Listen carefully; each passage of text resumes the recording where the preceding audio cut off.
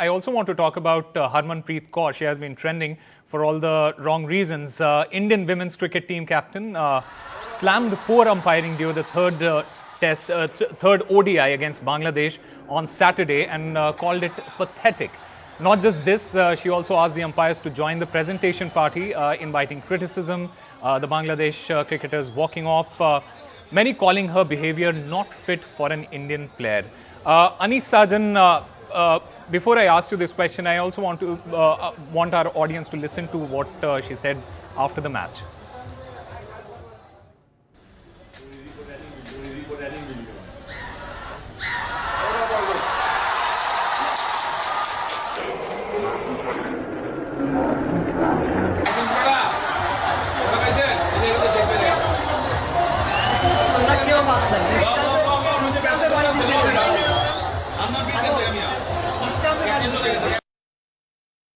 Apart from cricket, the type of umpiring was happening there. We were very surprised, but I think, the next time whenever we are coming to Bangladesh, we'll make sure, we have to deal with this type of umpiring and, accordingly we have to prepare ourselves. I mentioned earlier, some pathetic umpiring was done and really disappointed about some decisions given by the umpires.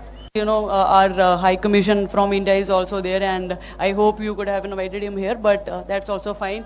And thank you sir for coming, and thank you for his support. Anish, Sajan, was there a better way to deal with the situation for Harmanpreet Kaur? You asked me what could I describe her behavior. I would say disgraceful, and I should believe not only BCCI but the ICC should reprimand her. Okay, we all understand umpiring was bad or whatever it is, but she is the captain, and more important, we call cricket as a gentleman's cricket, and I'm afraid in a women's cricket, you see, she speaking out, ranting out her frustration in the post-match is still probably not acceptable. But during the photo session, not respecting the opposition and then telling them to say that, no, I hope your umpires can also join. It's been very great of their opposition that they just walked off without even saying anything. And at the press conference, she said that they insulted her. This is not acceptable. Learn something, Osama. Had the opposition or any other captain done this to our players, you would have accepted it? No way. We would have made a great babal. And I think she should be banned, if not for at least a couple of test matches for or ODIs. I'm afraid what the women play. This is not acceptable. This is not acceptable, like Anish Sajan says. Rajiv said, does it also, as a role model, how does it rub on to the other players in the team? Because she's a senior player. And there are a lot of young players in the team, very upcoming players in the team. How does it rub on to those players?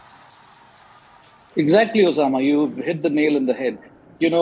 She's a role model for the team as well as for all the young women pursuing the cricket in our country and worldwide. And she has a great fanfare. I'm a firm believer that she's a fabulous player. But I think it is that spur of the moment that she never got herself cooled down to the levels that she could, display her behavior in that manner. But I personally feel from a cricketing point of view, it's not acceptable. And I'm sure the match referee and the ICC as well as BCCI will take a note of it. And I'm sure there will be a proper action. And there would have been by now, because as per the guidelines, you don't accept this behavior as match officials. So there would be. But I think somebody needs to sit with her, calm her down. And also, she's a senior player. You got to respect that. But on the other hand, she's representing the country, as Anish said. So we need to balance this situation in a very cool, calm way. And obviously, some stern message has to go through. Rajiv said, does it also raise the debate of having neutral umpires in bilateral series? Because we understand Harmanpreet Kaur's behavior was absolutely not acceptable, according to both of you and a larger audience. But does it also raise a debate of having neutral umpires in bilateral series, not just for women's cricket, but men's cricket as well? I can tell you with my little involvement and, my knowledge as to how it goes about in the cricketing circle. With ICC panel, now you're talking about the best in the world. I don't think so we should get into this neutrality factor, because even in India, we're trying to combat that. Because you're talking about quality, you impanel your match officials with certain quality and you expect them to deliver. And I'm sure there must be adequate feedback to the match officials involved in this also. So I think we need to take this step by step, and we need to work towards it. I think neutral umpires and neutrality factors in such situations should be avoided, because we are talking about different nations playing each other. And look at our umpires going and doing Ashes and other important fixtures of ICC. Yeah. So we got to take that in a stride.